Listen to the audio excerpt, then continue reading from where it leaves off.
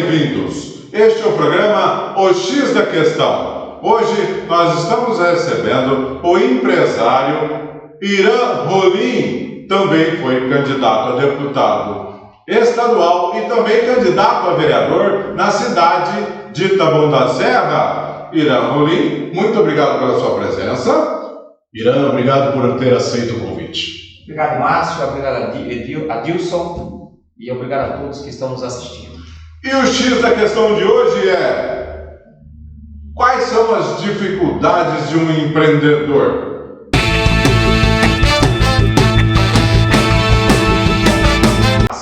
O empreendedor hoje, no nosso país, é difícil sobreviver. Nós tivemos, passando pela pandemia nos últimos anos, tive uma entrevista, uma oportunidade de falar contigo no teu programa, e nós ainda não se recuperamos 100%. Estamos trabalhando, houve a mudança de governo do Estado, e a nossa categoria está sofrendo ainda com a adaptação do novo Detran.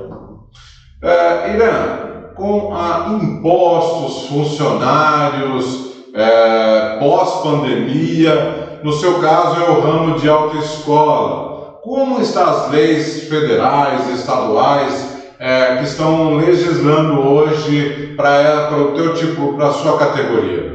Mas houve alteração no Código de Trânsito Brasileiro, no artigo 142, a nova lei. No apagar das luzes, em 2022, o governo Bolsonaro deixou algo transparecer que iria acabar com as autoescolas, que iria acabar com o toxicológico, e veio diversas situações que trouxe e atrapalhou até hoje o movimento das autoescolas. A todo momento, quando você abre o Google, só vem informação. Saiba novas regras de como renovar a habilitação, se a autoescola é necessária ou não. Eu quero deixar bem claro aqui no teu programa que a partir de 2023 nunca teve, vai sair a autoescola. Não, é impossível tirar a habilitação sem passar pelo Centro de Formação de Condutores do Brasil.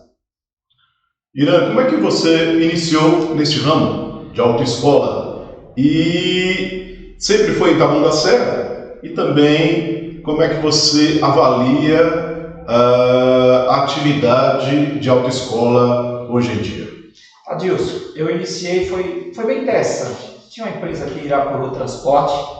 Eu fui fazer um curso de transporte MOP, movimentação de produtos perigosos. Chegando lá, eu virei instrutor dessa escola. Daí eu passei a ministrar aulas teóricas e práticas na Autoescola Suprema, que hoje é o meu colega Roberto. E aí, quando foi em 2009, eu passei no concurso da Universidade de São Paulo, na USP, né? E quando foi em 2012, após os 3 anos de estabilidade no Estado, eu fiz o consignado e abri minha primeira autoescola, na rua José Pestana, 310. E aí só foi abrindo uma atrás da outra, porque a gente sempre prosperou, sempre trabalhou dentro da legalidade para que se possa ter o que a gente tem hoje. E a sua empresa tem filiais? Nós, no ramo de autoescola, a gente não costuma abrir filial, a gente abre sempre uma empresa nova. Comecei com a autoescola na José Pestana, 310, e hoje a gente está com 10 autoescolas. Nós estamos com 2 no Taboão, 2 no Imbu, 2 em São Paulo, 2 em Osasco e 4 em São Paulo. Você pode dizer quantos clientes tem a Autoescola Irã? Olha, passa por mês na rede em torno de 400 a 500 clientes, em todas as lojas. Como é que está o mercado, digamos assim, o mercado de novos habilitados, ou a procura de pessoas que querem aprender a dirigir? Adilson, hoje o pessoal está achando mais, o jovem, né? Ele acha mais interessante se deslocar de Uber. Não é o principal interesse do jovem hoje tirar a habilitação. Por incrível que pareça, a maioria dos nossos clientes está acima dos 26 anos. E era para ser ao inverso, a partir dos 18 anos, que é aquela fase que está terminando o ensino médio e entrando na universidade. Então está havendo outras prioridades para esse jovem.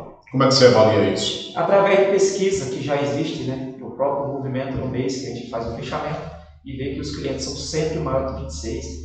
Em torno de 15 a 20% de jovens, 18 a 26. Isso, evidentemente, interfere no seu negócio. Sim, né? sim. Agora, como que você vê essa migração ou esse retardamento de um motorista, de um candidato a motorista entrar numa autoescola para procurar saber dirigir? Veja bem, como nós estamos no estado que tem né, o maior número de pessoas de outro estado morando, residindo em São Paulo, então as pessoas vêm para São Paulo, arrumam um emprego, começam a trabalhar, que foi o meu caso, depois começa a fazer uma faculdade fora do tempo normal, porque geralmente vai entrar 18 a 19 anos na universidade, então as pessoas começam a trabalhar e começam a sentir falta de tempo, não tem tempo para se tirar a habilitação. E para se tirar a habilitação hoje, nós temos que fazer curso teórico, 12 dias, temos que fazer as aulas práticas, fazer a prova prática, e nem todo mundo tem esse tempo. Estuda, trabalha e às vezes fica só de sábado. Nós temos aluno que faz aula só de sábado. Então, para isso, para ele terminar uma habilitação, nós precisamos de 10 sábados. Então, aí já dá 2 meses e meio. Então, com isso, dificulta tanto o movimento financeiro como a entrega de produto, que é a CNH na conta do condutor. Como você avalia o motorista de hoje? Mas é incrível, é um ramo que a gente vive, que a gente acredita, eu gosto do que eu faço, né? Eu ensino, passo a metodologia, só que a gente percebe que as pessoas começaram a ter o tempo muito em cima, muito compromisso no mesmo tempo, no mesmo dia. O dia para eles tem que ter 24 horas, eles querem fazer isso em 8, 6 horas.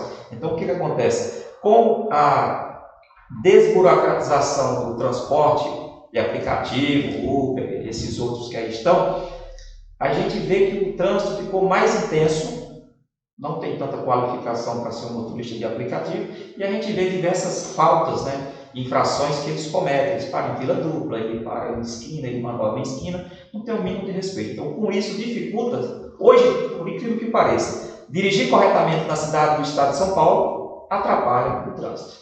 E eu queria saber como é que você vê a intolerância no trânsito, né? Como é que as pessoas realmente elas estão mais intolerantes no trânsito? Sim, eles estão intolerantes porque eles querem fazer 2 coisas ao mesmo tempo.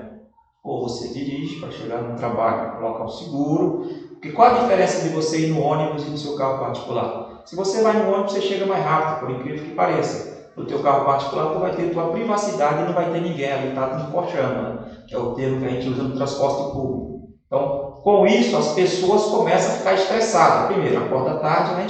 Veja que interessante, a gente confia tanto no nosso veículo, que se a gente tiver um compromisso às 8 horas em Pinheiros, a gente acorda, não verifica óleo, não verifica água, não olha se os pneus estão calibrados, ele acredita tanto que o carro está em perfeitas condições, ele liga o carro e sai. Se for em mês que esteja de férias ou escolar, é menos tempo até chegar em Pinheiros, mas se for no meio escolar, ou você sai antes das 6 horas, ou você perde seu compromisso. Irã, como é que você definiria, você tem larga experiência na área de educação do trânsito e formação, né, do condutor, como é que você definiria um bom motorista? Um bom motorista ele tem que saber principalmente a parte teórica. Eu desafio aqui alguns motoristas assim, que dizem que dirigem há 30 anos, a gente escuta muito isso. Quem dirige há 30 anos não fez o curso CFC. E para se ter a prática, tem que fazer a teórica. Existe motorista hoje que não sabe a diferença de faixa amarela para faixa branca e está conduzindo um veículo na rua. Então, assim, é difícil ser um bom motorista? Não. Mas para que isso aconteça e que o trânsito flua, é necessário que todos sejam bons motoristas. Se você está numa fila e o cidadão vem pela direita, pelo acostamento, ele quer entrar na tua frente. Então, se ali tiver uns 100 carros e ele levar 3 segundos para entrar na tua frente, o 100º carro vai ficar em torno de 300 segundos. Então, com isso, vai causando trânsito. Um bom motorista facilita a ultrapassagem. Não sei se já aconteceu contigo, amigo. Você está dirigindo o veículo e o cidadão da frente está retardando o teu desenvolvimento. Na hora que tu resolve fazer a ultrapassagem, ele acelera junto contigo.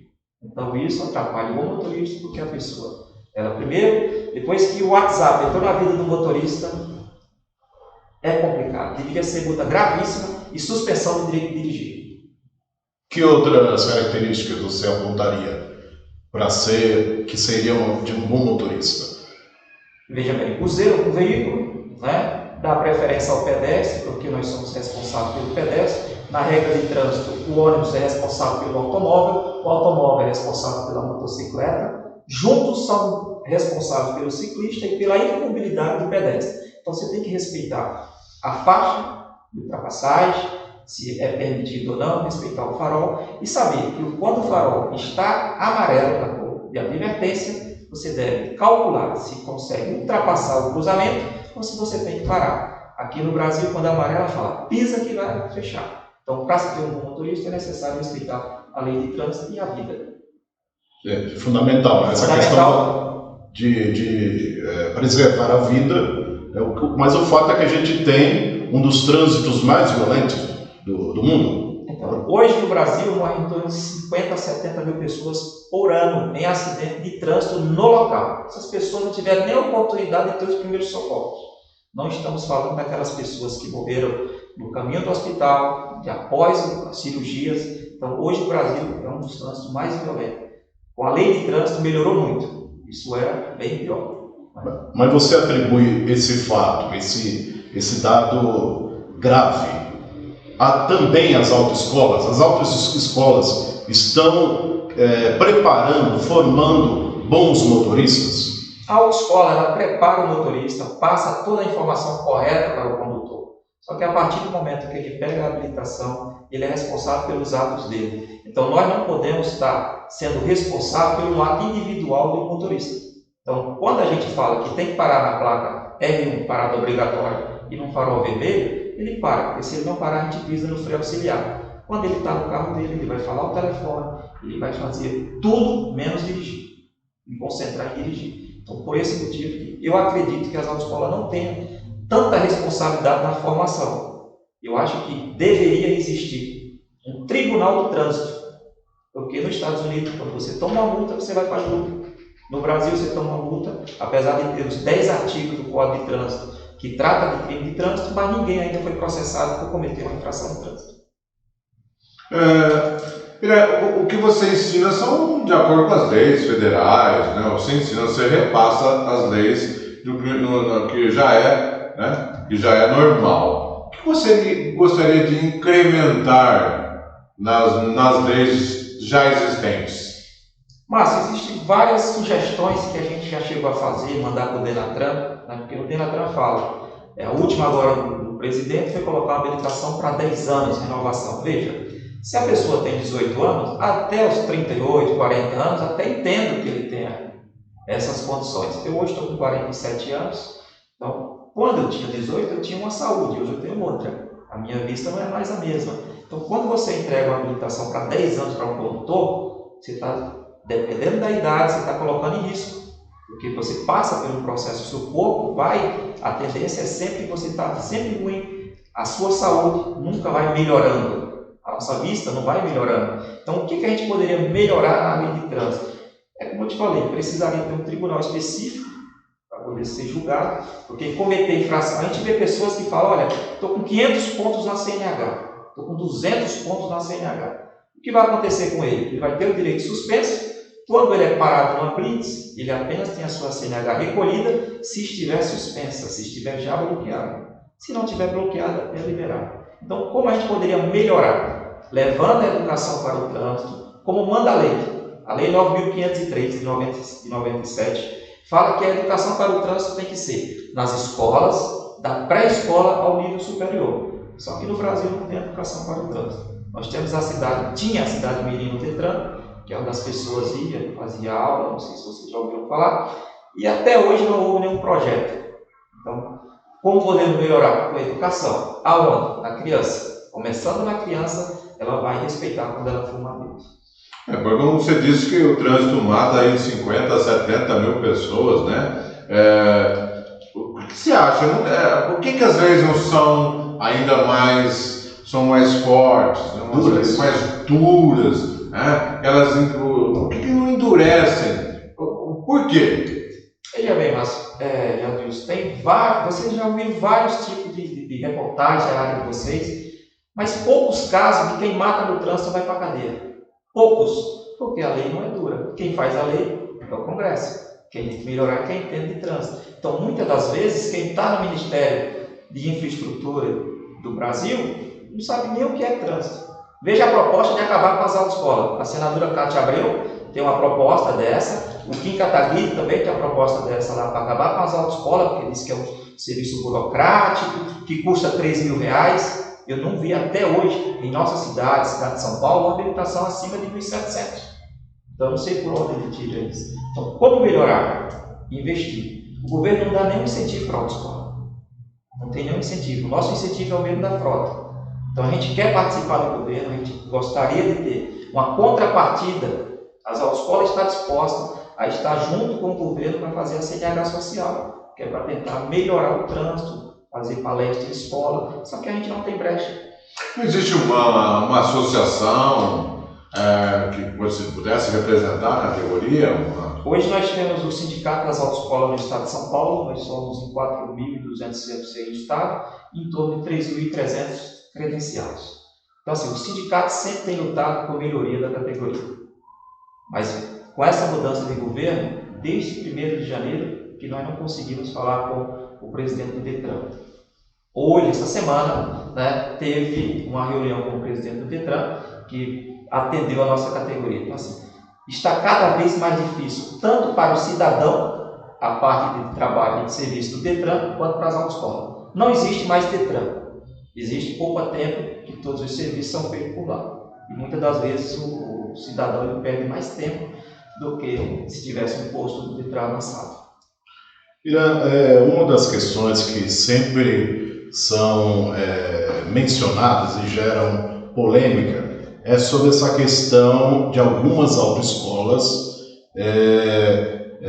apresentarem a proposta de vender, comprar a CNH, né? Ou seja, em vez de fazer o teste regularmente, haver uma facilitação para que o condutor, né, em que pese não ter cumprido, né, o teste, não ter passado nos testes, obtém a CNH. Como é que está isso? Como é que você vê isso? Se isso é um fator que gera mais violência no trânsito?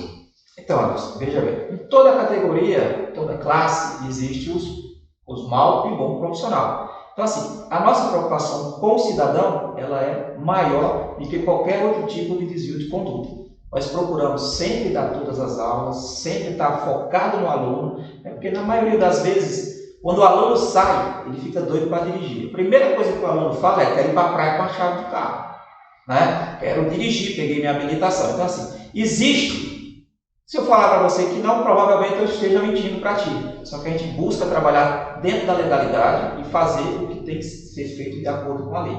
Existem alguns empresários, pode até existir, mas que todas as autoescolas aplicam todas as aulas corretamente. Isso é fato, porque hoje é inicial a presença do aluno é com a digital na entrada e na saída. Então hoje não tem como você burlar o sistema, você tem que trabalhar corretamente e também a fiscalização do Detran é intensa no nosso segmento. Se pegar qualquer irregularidade dentro de uma autoescola, ela é bloqueada. Então veja, se você chegar dentro da autoescola a fiscalização e pegar um frigobar na mesa de diretor, a autoescola é bloqueada. Então o diretor não pode ter um frigobar dentro da sala dele. Então a fiscalização do Detran é intensa. Isso já deve ter sido bem mais exposto antigamente, mas cada dia mais o Detran tem trabalhado junto com o sindicato, com as autoescolas, para que isso seja erradicado e que possamos estar formando bons condutores. Eu lembro quando eu fui tirar a minha CNH, me foi feita essa proposta de você pagar um valor a mais para passar no teste. Obviamente, eu não aceitei e gostaria até de repetir a pergunta, assim, o que você acha dessa conduta e se essa conduta gera a maioria ou grande parte dos problemas graves no trânsito, acidentes, por exemplo. Veja, eu discordo totalmente de qualquer tipo de facilidade, porque nós estamos tratando com aprendizagem. Nós somos uma instituição de ensino, então você imagine, né? Então nós temos que estar trabalhando sempre o cidadão, porque amanhã você pode se deparar com esse cidadão em um acidente de trânsito. Então eu sou totalmente contra, temos que trabalhar o cidadão para que ele seja um bom condutor. Se isso vai acarretar em acidente de trânsito, eu acho que, veja bem, se você não tem uma boa formação, se foi por esse caminho, provavelmente você estará mais exposto ao risco. Só que a partir do momento que o condutor pega a CNH, o ato de dirigir é totalmente do condutor. Por isso que existem dois tipos de multas. A multa do condutor e a multa do proprietário. Então, assim, a autoescola não vai conseguir acompanhar o seu aluno depois, pós-habilitado. Então, assim, a gente fala que não pode. Não existe nenhum aluno que fez aula embriagado. quando ele pega a habilitação e bebe. Então, é um ato de comportamento humano. Então, eu acredito que esse tipo de prática pode sim me acarretar em acidente de trânsito, mas não é o foco fundamental para o acidente. É mais o comportamento humano do condutor. Detran é um dos maiores focos de corrupção, né? Um dos maiores focos de corrupção que a gente tinha no país, ou tem. Como é que está em relação à corrupção dentro do sistema, né? Ex-Detran, ou se tem ainda, porque era muito grande, né? Um foco muito realmente muito grande de corrupção. Como é que está hoje? Veja bem, Márcio, cada dia o Detran está melhorando em termos de tecnologia e segurança. Né? Então, não tinha biometria, passou a ter, não tinha sistema, passou a ter. Agora está sendo implantado o tablet, que traz mais segurança para o processo de habilitação. Hoje o aluno ele abre a digital, um leitor, com o certificado digital do instrutor. Então, com isso dá mais segurança. O leitor é dedo vivo. Então é possível estar fazendo as suas aulas tranquilo, que no dia da avaliação agora tem um tablet. Esse tablet, para segurança, ficou bom, que tira foto do instrutor, foto da placa do veículo, do examinador, e é feito com segurança. Eu acredito que esse tipo de prática está se acabando ou já acabou, porque não... pode haver? Sim, pode fazer, porque a gente não é responsável pela empresa dos outros, a gente é responsável pela nossa e sabemos o que a nossa faz. Né? Sabemos que a nossa faz. Eu acho que tem diminuído bastante, tem diminuído pela intensidade de fiscalização, tanto do Detran, como os próprios empresários também estão vendo que não vale a pena. É melhor ele dar uma boa qualidade, porque ele atende o filho, o pai, o neto, quem tem uma autoescola que faz serviço sempre vai naquela. Irã, eu queria falar um pouquinho de política. Você é um empresário do setor de autoescola, mas também já se aventurou pela política, né? Eu estou vendo aqui que você já foi candidato 4 vezes. 2016, candidato a vereador. 2018, candidato a deputado estadual. 2020, vereador. 2022, agora, no ano passado, deputado estadual. Por que um empresário de autoescola tentar um cargo na política? Veja bem, Adilson, eu sou empresário e a gente tem observado que a nossa cidade, Taboão da Serra, já teve vários tipos de vereadores, né? E a gente sempre busca representar a nossa categoria. Eu sou empresário, comerciante, nós temos enfermagem, nós temos de outras situações, né? De bairro, então eu busco ser um vereador para democratizar essa Câmara Municipal do município. Esse é o anseio da gente, esse é meu anseio. Por quê? Porque hoje a gente vê que todos os vereadores fazem parte do governo e a nossa cidade não tem progresso. A gente vê que não existe uma obra de grande porte, a gente vê que não existe um incentivo para o empresário. Então, a minha taxa de carnê geral aqui no Taboão é 10 vezes maior do que na cidade de São Paulo, do mesmo tamanho. Então, com isso, me levou à vontade de ser um vereador para poder representar os empresários, lutar pela diminuição do ISS, buscar mais meios de recurso de investimento para incentivo do comerciante, ao pequeno empresário. É com isso que a gente quer ser um vereador e representar bem o nosso município e bairro. Então, você é pré-candidato a vereador em 2024. Eu sou pré-candidato a vereador em 2024. Tá, eu queria saber como é que você se define ideologicamente. Você se define como um político de esquerda ou de direita? Porque, por exemplo, em 2016, você foi vereador pelo PSOL, um partido que se declara de esquerda. E depois pelo PMN, que é um partido de centro-direita, e o Avante, que também seria de centro-direita.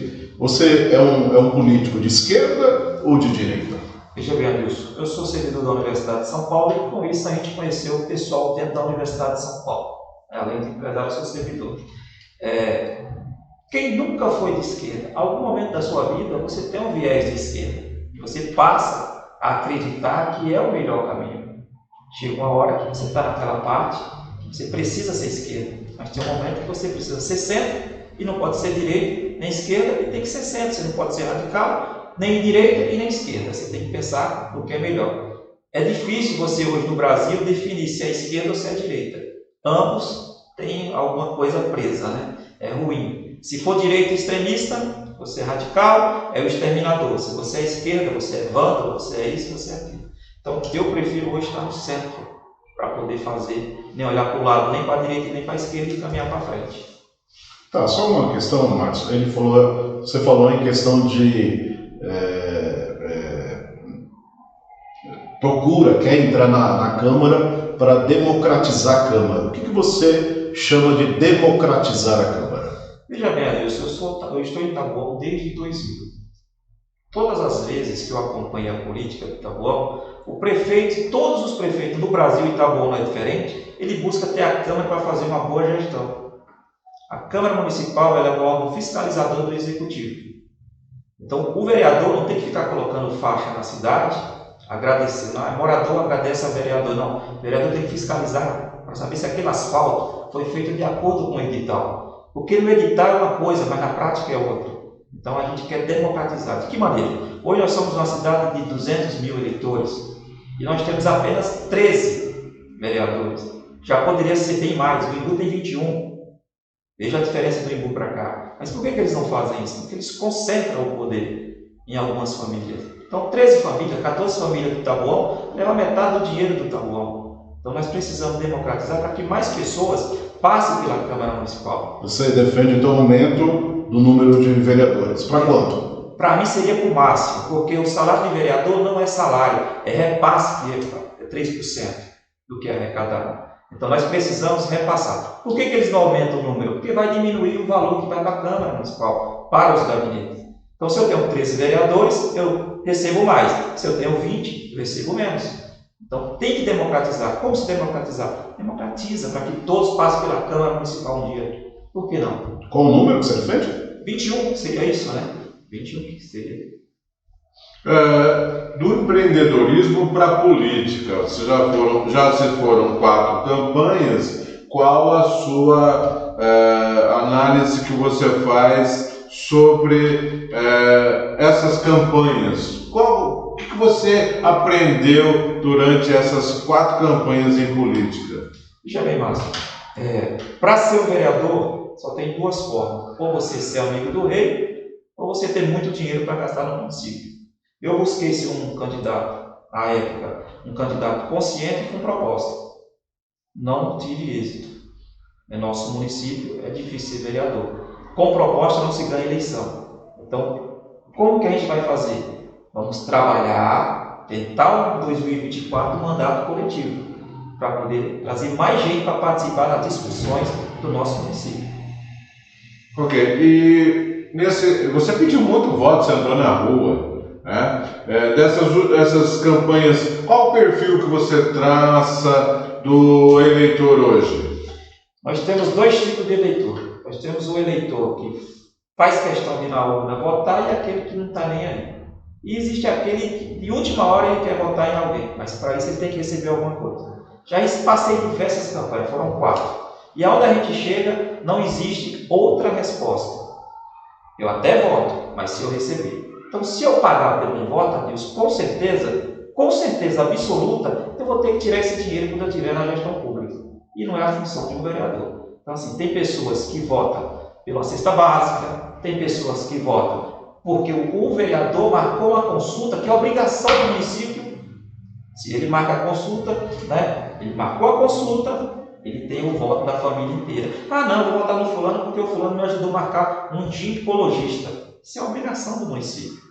Nosso município não tem um hospital. Tem um hospital que não serve para a gente, é o hospital geral, não atende emergência. Então, precisamos discutir muito bem a nossa cidade. Tem que ter um prefeito de coragem e vereador que pensa no povo.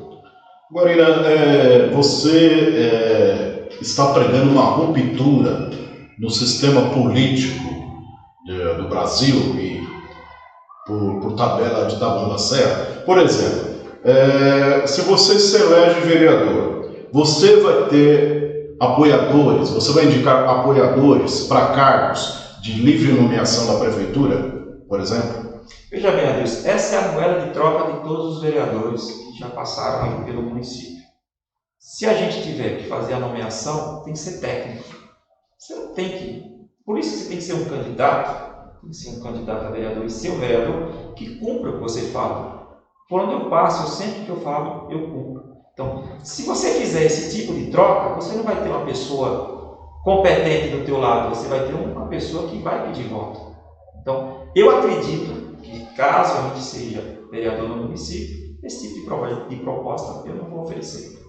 Não vou oferecer. Então, mas você não vai indicar, você não vai querer, se você fizer parte da base do prefeito, quem vier a ser o prefeito, você vai ter seus indicados nos cargos, mesmo que sejam técnicos. Como é que você vai fazer esse controle, estabelecer esse critério, por exemplo? Porque não é você que nomeia, é o prefeito. Veja bem, Adilson, eu sou contra o livre nomeado. Então, para mim, eu não vou pedir emprego para ninguém. Eu vou representar o povo. Se eu for da base do governo, eu voto favorável. Se o governo não for da minha base, se for para o povo, eu voto com o povo. Se for contra o povo, eu estou contra o prefeito. É simples. Vereador não tem que ser capaz do prefeito. Vereador não tem que fazer reunião na segunda-feira com o prefeito. Para que vereador fazer reunião na segunda-feira?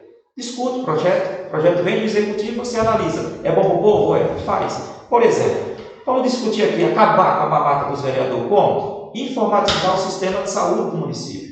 Você pega o título de eleitor, faz um sistema estilo Pocotempo, você pega o título de eleitor, o número do título de eleitor, só se a gente quer esse tipo de sistema, a gente já reduz a fila da nossa cidade em torno de 30%. Porque aqui no Taboão tem gente do Campo Limpo, gente do Imbu, vem gente da minha terra, do Ceará, que nunca transferiu o título. Então, com isso, você já deixa de atender a especialidade. Se você fizer um sistema informatizado da saúde, a sua consulta pode demorar 30 dias, mas você tem a certeza que vai ser atendido. É a mesma coisa, você com a sua senha, entra no site do Poupatempo, faz seu agendamento. Ninguém vai tomar o teu horário. Está lá agendado, você vai lá e entra. Por que eles não fazem isso? Porque se eles fizerem isso, acaba a troca do favor da consulta, me dá aqui teu encaminhamento. Se é vereador, tem mandato, mandou, passa. E aquela pessoa que está 1 ano, 2 anos na fila esperando a consulta de especialidade, chega a falecer, como já aconteceu em nosso município. Irã, você disse que é contra a reunião de vereadores com o prefeito na segunda-feira. Você, evidentemente, está se referindo a uma prática que acontece hoje. Por que você é contra os vereadores se reunirem com o prefeito às segundas-feiras? Veja bem, Adilson, se o prefeito reúne com o vereador, é porque ele não vai discutir o que é bom para o povo. Não vai. O que é bom para o povo é discutir dentro da casa que faz lei. Vamos reduzir a passagem. Por que não reduzir a passagem da cidade? Por que a Pirajussara tem estacionamento na cidade em todos os pontos? Circular é para circular, nós temos 5, 6, 10. Eu te convido aí amanhã em qualquer lugar. Aqui no Taboão, que você vai encontrar em horário de pico ônibus parado. Por isso que a nossa passagem é inchada. Uma cidade de 20 km², que nós temos que pagar R$5. Então, como você consegue fazer essa planilha? Se eu aumento o número de veículos, o número de motoristas, eu apresento para a prefeitura uma planilha inchada. Vamos quebrar a planilha. Eu não tenho rabo preso. Eu acho que eu sou um dos pré-candidatos que é independente. Então, se passa a eleição ou não, eu tenho como sobreviver. É por isso que eu quero democratizar. Chegar e apresentar a proposta para o povo. Se vai ser aprovado, é outra conversa. Porque se não for amigo do rei, não vai ter aprovação. Mas se for bom para o povo, o prefeito fica contra o povo. Irã, você vive o trânsito, né? Você vive o trânsito na cidade, embora você tenha filiais ou outras empresas em Osasco e em São Paulo, mas Taboão da Serra, que é o nosso o foco, você vive o trânsito. Quais as propostas? Como é que você analisa o trânsito e qual a proposta que você faria para o trânsito em Taboão da Serra? Veja bem, Márcio, essa é uma situação muito difícil de fazer sugestão. Primeiro, a nossa cidade, o nosso município não quer mais gente morando aqui. E todo dia você vê subindo uma torre. Se sobe torre, vem carro. A nossa cidade é uma cidade dormitória. Daqui a uns 2, 3 anos, não sabemos o que fazer. Porque se eu te falar qualquer tipo de proposta aqui para o trânsito, é impossível. É impossível, porque nosso escoamento não dá, não suporta. Cresceu muito a quantidade de edifícios em nossa cidade com as mesmas vias. Então veja, quando eu cheguei em 2000, essa estrada de São Francisco era a mesma. Hoje, em 2023, continua as mesmas mãos. E quantos apartamentos foram criados, foram construídos em nossa cidade? E que ainda irão construir. Então é difícil citar um projeto para o Taboão como vereador. É possível? Sim, a gente pode tentar melhorar, abrir do Imbu até Taboão, aquela via lateral da Regis. Essa é uma proposta. Quem faz? Executivo, vereador pode até sugerir. Então, assim, é difícil? É. Como que a gente vai alargar as vias de Taboão da Serra? Não tem como. Então, qualquer um prefeito, qualquer um vereador que fala que vai melhorar o trânsito é como se fica a dica que não é colocar radar. Existe um estudo técnico. Só se pode colocar um radar numa cidade, naquele local, onde existem várias mortes. E o radar deve ser removido a cada 6 meses. Essa é a finalidade da lei do radar. Só que nós temos um radar que nunca saiu do lugar. Tem radar que não se faz laudo técnico há muito tempo na cidade e tem que estar exposto na JAI. Então, se você foi multado por radar eletrônico, por se tratar de equipamento meteorológico, você tem que fazer o quê? Ir na JAI, pedir o laudo para ver se está dentro do aferimento, né? Para poder saber quantas pessoas morreram naquele lugar. E eu não conheço nenhuma cidade que faz estudo técnico para implantar um radar. Qual a sua avaliação que você faz sobre a Secretaria de Trânsito da Taboão da Serra? Veja, a Secretaria de Trânsito ela tem feito algumas mudanças em algumas vias, né? E eu tenho percebido assim, tem como melhorar? Sempre tem como melhorar. Tá? O pessoal do trânsito do Taboão, eles têm que facilitar o escoamento do trânsito na cidade. Mas muitas das vezes eles ficam apenas aplicando multa. É difícil. Então, como a gente podemos melhorar? Tentar fazer um estudo, ver qual que aquela via suporta a mudança para que facilite o escoamento, né? As faixas devem estar melhores pintadas, porque na maioria das vezes não tem visibilidade. Quando tem visibilidade, não tem iluminação, então é um conjunto. Não tem como fazer uma via segura sem ter um conjunto de iluminação. Eu passei esse dia no Três Maria, está lá, de um lado, asfalto novo, até um certo trecho, do outro lado, asfalto velho. No novo não tem faixa, no velho tem faixa. Então, isso causa responsabilidade para o gestor da cidade. O artigo 95 ele fala lá que nenhum gestor pode entregar para o cidadão as vias sem as devidas condições de uso. E aí a gente vê, depois que faz o asfalto, coloca as faixinhas lá, novo asfalto na cidade, é complicado. Irã, você falou que estão subindo muitos prédios, né?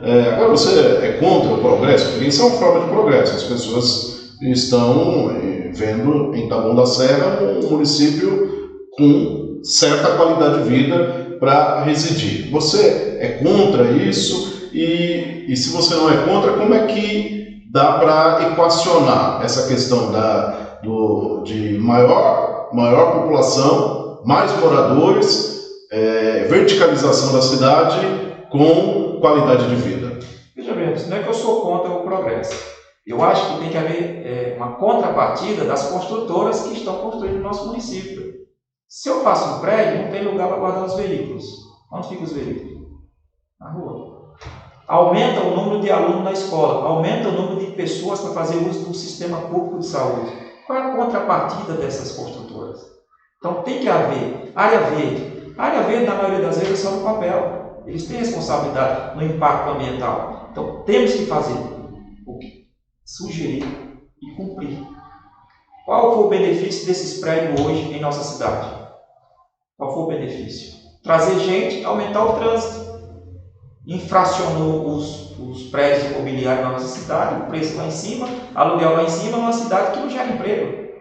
Por que não gera emprego? Porque não tem onde instalar nada. É tudo prédio. Se tiver uma terrinha ali de mancha, 3 sobrados, faz 5 prédios. De mancha que vai.